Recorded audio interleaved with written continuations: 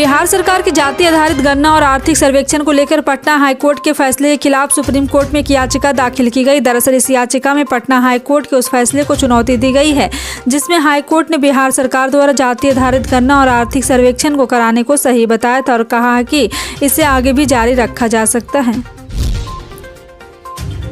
पाकिस्तान के प्रधानमंत्री शहबाज शरीफ के मंगलवार को दिए बयान पर विदेश मंत्रालय ने जवाब दिया। शहबाज शरीफ ने भारत से वार्ता बहाल करने की इच्छा जताई थी। शहबाज ने कहा था कि दोनों देश तब तक यहां पे सामान्य रूप से नजर नहीं आ रहे हैं। हरियाणा में हो रही नौ हिंसा और उसके बाद के हालात को लेकर हरियाणा के उप मुख्यमंत्री दुष्यंत चौटाला ने जी मीडिया से बातचीत की।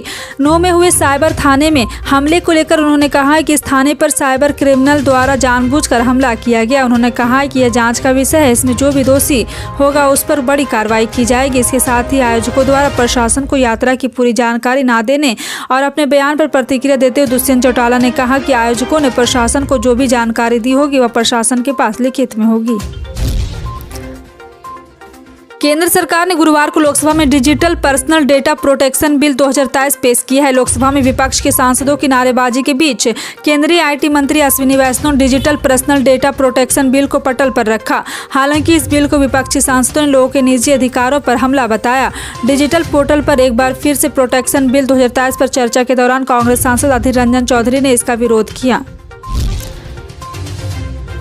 पाकिस्तान से अपने पबजी प्रेमी के लिए 4 बच्चों को लेकर भारत पहुंची सीमा हैदर का नाम बच्चे के जुबान पर है। सीमा हैदर नोएडा में अपने प्रेमी सचिन मीना के साथ रह रही है। सीमा पर पाकिस्तानी जासूस तक के आरोप लगे। किसी ने प्यार की दीवानी कहा तो किसी ने कुछ। अब खबर आ रही कि सीमा हैदर 2024 के लोकसभा चुनाव में सांसदी का चुनाव लड़ सकती है। रिपोर्ट है कि सीमा को एनडीए के सहयोगी दल और केंद्रीय मंत्री रामदास अठावले के party Republican party of India से ऑफर मिला है। यह जानकारी भी सामने आई कि सीमा हैदर ने यह प्रपोजल स्वीकार कर लिया है।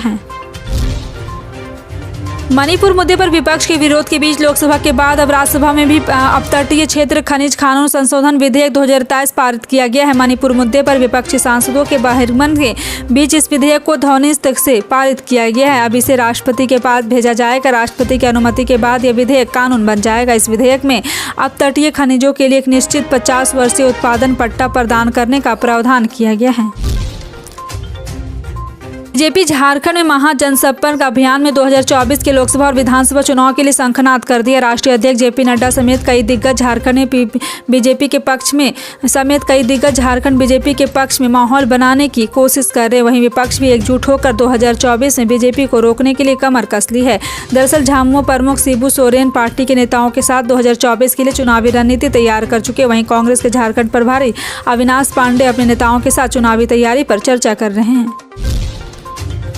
राज्यसभा में टीएमसी के नेता ड्रेक ओब्रायन के बयान ने विपक्षी गठबंधन इंडिया के सभी सहयोगी के टेंशन बढ़ा दी। सूत्रों के मुताबिक राज्यसभा में 11:13 बजे डेरेक ने बिना किसी को बताए अपनी मर्जी से चर्चा के लिए तैयार होने की बात कर दी, जबकि विपक्ष लगातार नियम 267 के तहत चर्चा करने के लिए अड़ा हुआ है। इसके बाद चेयरमैन ने भी चर्चा के लिए ज़्यादा वक्त देने की बात कही और पीयूष गोयल ने ड्रेक का धन्यवाद भी कर दिया। हालांकि ड्रेक की बात सुनकर सहयोगी मल्लिकार्जुन खड़गे समेत विपक्षी नेता हैरत में पड़ गए।